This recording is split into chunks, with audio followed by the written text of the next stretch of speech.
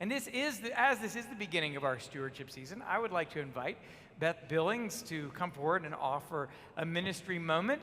Beth is many things. She's in the choir, that we can see, but she is also our junior warden. She's a part of our stewardship committee. She's the chair of music and art at Trinity, and many other things. So we welcome you. Thank you. Thank you. Good morning. My name is Beth Billings, and I joined the cathedral in 2007. Since 2019, I have also been a member of your vestry. The vestry discusses and votes on how we achieve the work of this church.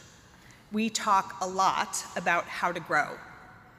Vestry members also get assigned to committees at Trinity, and mine is the stewardship committee. So you might rightly guess, and it's been tipped off, that I am here today on behalf of your stewardship campaign. 'Tis the season.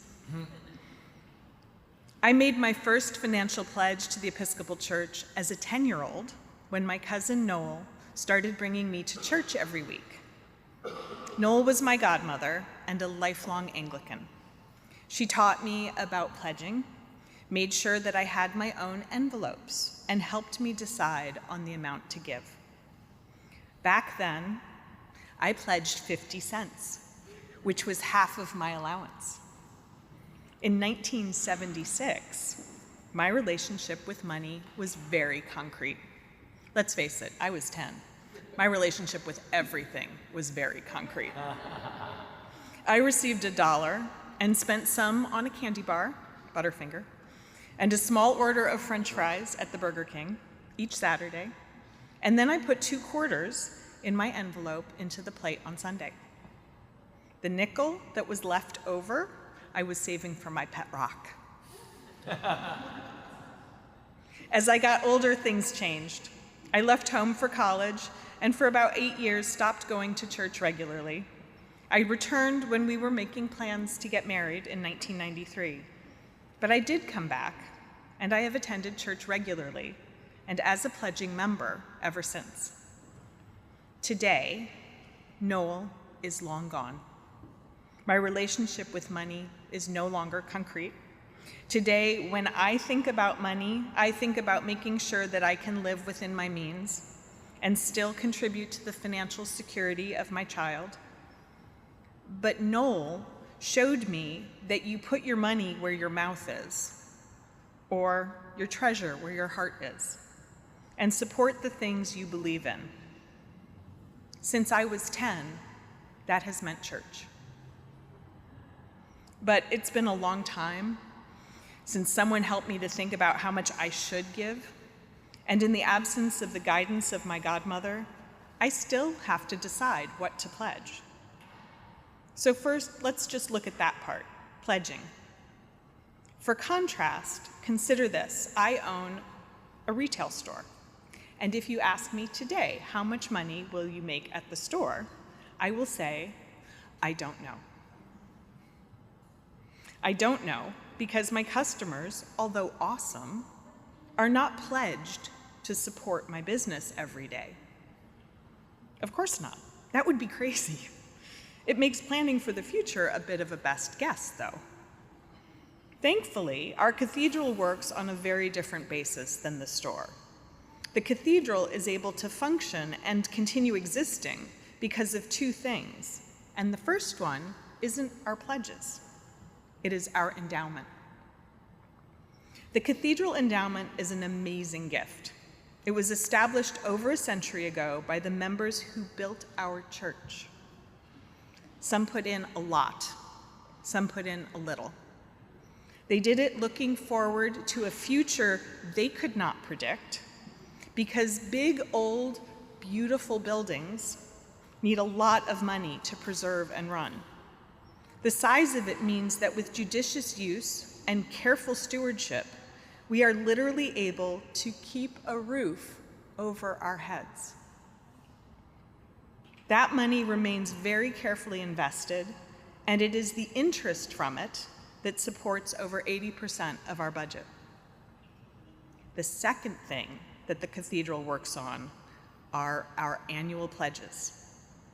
A pledge is simply an intention to give a specific amount of money to the church in a year. It is a way, though, for us to act on our faith, to participate in the life of this church, and to share our personal blessings every day. When we all make those pledges together during the annual campaign, we are giving our vestry a predictable and stable source of liquid income. We then use it to plan and budget for our programs and worship. That's everything, from having flowers on the altar, to keeping our bathrooms clean, to adopting a shelf at the Friendly Inn, to hosting AA meetings, to having 8 o'clock, 9 o'clock, and 11:15 services, and weekly evensong, and healing Eucharists, and monthly solemn sung Eucharists. That's having priests who break open the scriptures for us and also visit us in the hospitals. Musicians who create moments of grace and beauty in our worship, and a dedicated staff of people whose job it is to keep our cathedral running. So, how do we decide how much to pledge? Well, the theme of the stewardship campaign this year is giving and growing. With giving, there is no wrong amount. When we all give something, our church can thrive.